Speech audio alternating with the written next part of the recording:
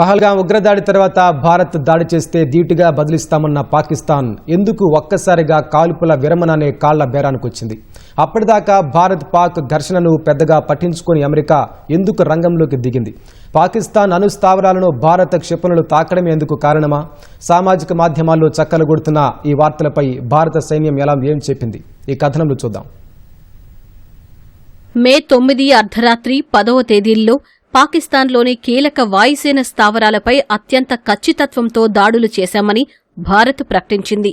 11 ఎయిర్బేస్లపై పూర్తి స్వదేశీ ఆయుధాలతో ఖచ్చితత్వంతో దాడులు చేసి దెబ్బతీసినట్లు తెలిపింది. వీటిలో ఒక దాడి Pak nuclear command control centre ప్రాంగణంలో జరిగినట్లు సామాజిక మాధ్యమాల్లో వార్తలు చక్కర్లు కొట్టాయి. పాక్ ప్రధాన బలం అణ్వాస్త్రం. ఆ బలంపైనే దాడి చేస్తే దేశ నాశనం తప్పదని పాక్ సైనిక నాయకత్వం వెన్నులో వణుకు పుట్టి అమెరికాను ఆశ్రయించిందన్న వాదన మొదలైంది. ఈ వాదనల్లో నిజానిజాలు ఏంటన్న విషయాన్ని ఇటు భారత్ గాని అటు పాకిస్తాన్ గాని తొలుత నిర్ధారించలేదు. అంతర్జాతీయ మీడియా సహా సోషల్ మీడియాలో సైనిక వ్యవహారాల నిపుణులు ఈ అంశంపై పెద్ద ఎత్తున చర్చించారు. రావల్పిండిలోని నూర్ ఖాన్ ఎయిర్బేస్ సమీపంలో ఇండియన్ ఆర్మీ ప్రెసిషన్ స్ట్రైక్స్ చేసింది. దానికి అతి చేరువలో Pak nuclear command control centre ఉంది. ఇక్కడ దాడి చేయడమంటే పాకిస్తాన్ అణ్వాయుధాలను క్షణాల్లో భారత్ ధ్వంసం చేయగలదన్న సందేశం ఇచ్చినట్లే అని ర్యాండ్ కార్పొరేషన్ కు చెందిన డెరెక్ జే గ్రోస్మన్ అనే మిలిటరీ వ్యవహారాల నిపుణుడు చెప్పారు. అన్ని లక్ష్యాలపైన అత్యంత ఖచ్చితమైన దాడులను నిర్వహించే సత్తా భారత్కు ఉందని చెప్పడమేనని వివరించారు.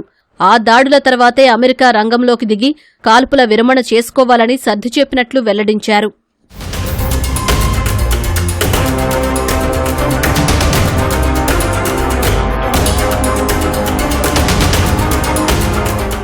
సర్గోదా బేస్ను భారత్ టార్గెట్ చేసింది నిజం.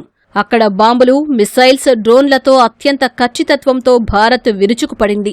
ఇక్కడి అణు వార్హెడ్లను మోహరించే కిరాణా హిల్స్ బేస్ను భారత్ టార్గెట్ చేసిందని, ఇక్కడ భారత్ దాడులను పాక్ పత్రిక డాన్ ధృవీకరించిందని ఈథన్ అనే ఓ పరిశీలకుడు పోస్ట్ చేశాడు. పాక్ అణ్వాస్త్రాల భద్రతకు అమెరికాతో అవగాహన ఉందని, అందుకే తొలుత వాషింగ్టన్ను పాక్ ఆశ్రయించిందని న్యూయార్క్ టైమ్స్ గతంలో ప్రచురించిన కథనాన్ని పోస్ట్ చేశాడు. ఆందోళనకు గురైన అమెరికా ఢిల్లీతో సంప్రదింపులు జరిపిందన్నారు. కిరాణా హిల్స్ పై దాడుల తర్వాతే పాక్ కాళ్ల బేరానికి వచ్చినట్లు చర్చలు పెద్ద ఎత్తున సాగాయి. భారత దాడుల తీవ్రతకు పాక్ వణికిపోయి కాళ్ల బేరానికి వచ్చింది నిజమే. అయితే భారత్ కిరాణా హిల్స్ పై దాడి చేయలేదని తాజాగా సైన్యం స్పష్టం చేసింది. అక్కడ అణుస్థాపనలు ఉన్నాయని తమకు తెలియదని, దానిపై దాడి చేయలేదని ఎయిర్ మార్షల్ ఏకే భారతి తెలిపారు. Thank you for telling us that Kirana Hill houses some nuclear installation. We did not know about it. Okay. And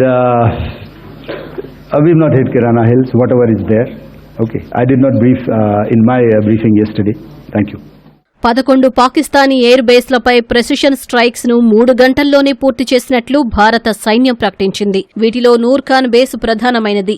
army chief Asim Munir సహా ఉన్నత స్థాయి జనరల్స్ ఇక్కడ భేటీ అవుతారు. గగనతల రీఫ్యూయలర్ ట్యాంకర్లు, భారీ రవాణా విమానాలు ఇక్కడే ఉంటాయి. అత్యాధునిక విమానాలకు కేంద్రం రఫీకీ బేస్. ఇక్కడ అత్యవసర ల్యాండింగ్ స్ట్రిప్పులు ఉన్నాయి.